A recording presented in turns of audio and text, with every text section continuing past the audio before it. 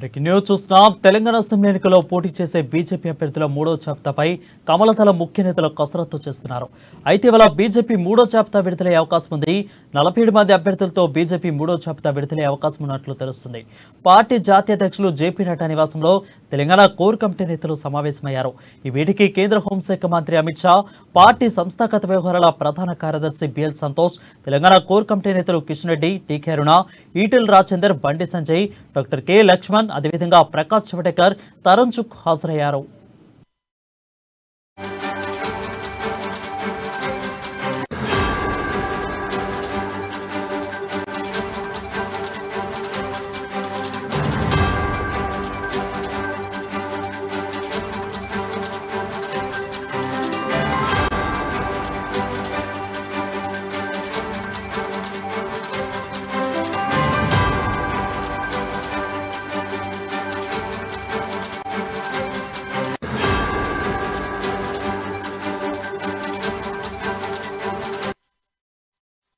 దీర్ఘంగా సాగిన ఈ భేటీలోనే అభ్యర్థుల ఎంపిక కొలిక్కి వచ్చింది.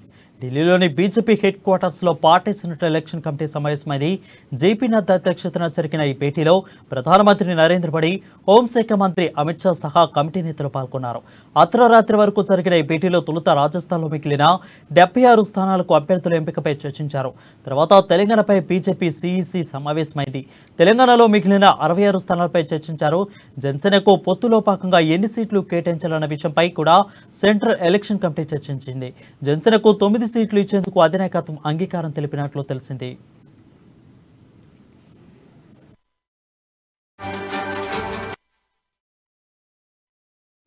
ఇక తొలి జాబితాలో 52, రెండో జాబితాలో ఒక పేరును ప్రకటించిన బీజేపీ మూడో జాబితాలో 47కు పైగా అభ్యర్థులను ప్రకటించే అవకాశం ఉంది. మిగతా స్థానాలపై తదుపరి మరోసారి సెంట్రల్ ఎలక్షన్ కమిటీ భేటీ జరపాల్సిన అవసరం లేకుండా నిర్ణయాధికారాన్ని జాతీయ అధ్యక్షులకే వదిలేసినట్లు తెలుస్తుంది.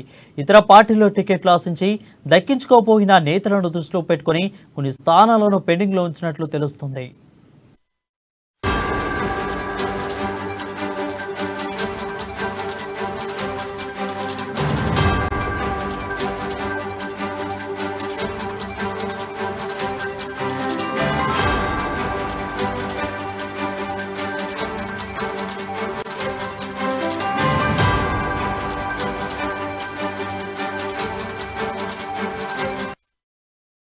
బ్రేకింగ్ న్యూస్ చూస్తున్నాం. తెలంగాణ అసెంబ్లీ ఎన్నికల్లో పోటీ చేసే బీజేపీ అభ్యర్థుల మూడో జాబితాపై కమలదళ ముఖ్య నేతలు కసరత్తు చేస్తున్నారు. అయితే ఇవాళ లేదా రేపు బీజేపీ మూడో జాబితాను విడుదలయ్యే అవకాశం ఉంది. దీనిపై మరింత సమాచారం మా ఇన్పుట్ ఎడిటర్ శ్రీనివాస్ అందిస్తారు. శ్రీనివాస్, చెప్పండి. రైట్, చూస్తున్నాం కదా, మనకి బీజేపీ థర్డ్ జాబితాకు సంబంధించి కసరత్తు అయితే పూర్తయింది.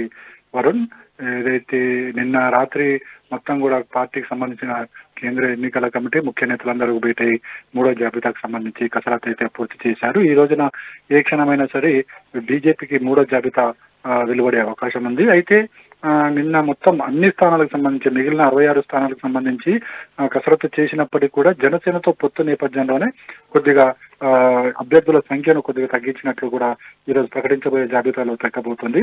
అయితే ఉన్న సమాచారం ప్రకారం తాజాగా 40 నుంచి 45 మంది అభ్యర్థులను మూడో జాబితా కింద ప్రకటించబోతున్నారు. మనకు తెలుసు, మొదటి జాబితాలో 52 మంది అభ్యర్థిని, రెండో జాబితాలో ఒకే ఒక అభ్యర్థిని ప్రకటించింది బీజేపీ పార్టీ. ఆ తర్వాత ఇప్పుడు 40 నుంచి 45 మందితోని మరో జాబితా విడుదల చేయబోతున్నారు.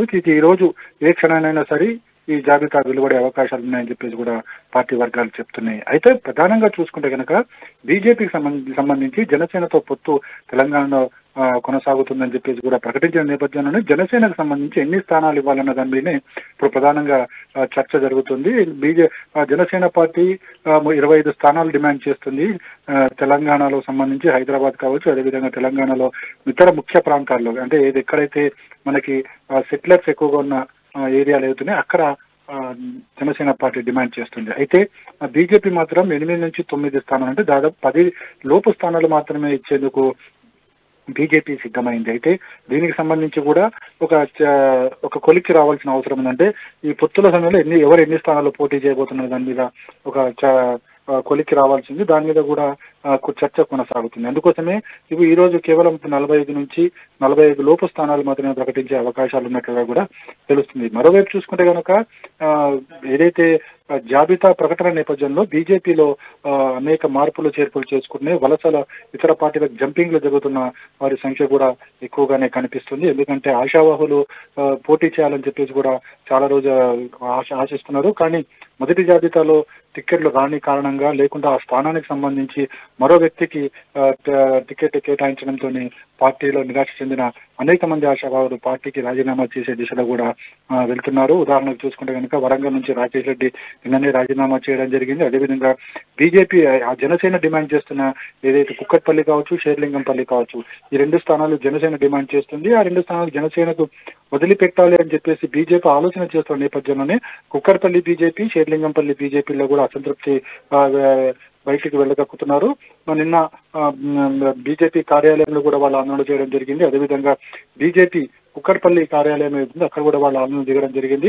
ఒకవేళ గనక టికెట్లు జనసేన కేటాయిస్తే వాళ్ళు కూడా పార్టీని వీడబోతున్నారని చెప్పేసి కూడా వాళ్ళు మీడియా ముఖంగానే చెప్పారు. అయితే మొత్తానికి చూసుకుంటే గనక మొదటి జాబితాలో ఎవరికి కూడా అంటే కాంగ్రెస్ నుంచి వచ్చిన నేతలు ఎవరికి స్థానాలు కల్పించకపోవడంతో కాంగ్రెస్ పార్టీ వాళ్ళందరూ కూడా తిరిగి కాంగ్రెస్ కుట్టికి చేరుకునే అవకాశాలు మనకు స్పష్టంగా కనిపిస్తున్నాయి. ఎందుకంటే మనకి రాజగోపాల్ రెడ్డి పార్టీని వీడిన తర్వాత వివేక్, ఏనుగు రవీందర్ రెడ్డి వీళ్ళందరూ కూడా పార్టీని వీడి కాంగ్రెస్ లోకి చేరడం జరిగింది. సో మూడో జాబితా విషయానికి వస్తే గనక ఇప్పుడు 40 నుంచి 45 మంది అభ్యర్థులను ప్రకటిస్తున్నారని చెప్తున్నారు. కాబట్టి ఇందులో కూడా బీజేపీకి సంబంధించిన ఆశావాహులు గనక చాలా మంది ఆశలు పెట్టుకున్నారు. కాబట్టి టికెట్ రాకపోతే వాళ్ళు కూడా ఇతర పార్టీలకు జంప్ అయ్యే అవకాశాలు ఉన్నాయని చెప్పేసి కూడా పార్టీ వర్గాల్లో వినిపిస్తున్న వాదన. అయితే ఇప్పుడు ముందుగా ఈ థర్డ్ లిస్ట్ ప్రకటన మీదే ప్రధానంగా డిపెండ్ అయ్యింది. ఇందులో జనసేనకు ఎన్ని టికెట్లు ఇవ్వబోతున్నారు అంటే జనసేనకు ఎన్ని టికెట్లు ఇవ్వబోతున్న దాని మీద ప్రధానంగా డిపెండ్ అయ్యింది. అయితే జనసేనకు గనక టికెట్లు కేటాయిస్తే ఆ కేటాయించిన స్థానాలు ఏవైతే అక్కడి నుంచి కూడా అసంతృప్తి వెళ్ళగక్కే అవకాశాలు స్పష్టంగా కనిపిస్తున్నాయి. మొత్తానికి మూడో జాబితాకు సంబంధించి కసరత్తు పూర్తయింది కూడా. అయితే ఈ రోజు ఏ క్షణానైనా వెలువరించే అవకాశాలు ఉన్నాయి. మరోవైపు పార్టీలో వెలువెత్తే నిరసనలకు సంబంధించి కూడా పార్టీ సమాయత్తమై ఉందని చెప్పొచ్చు. Varun. Right, thank you Srinivas for the update.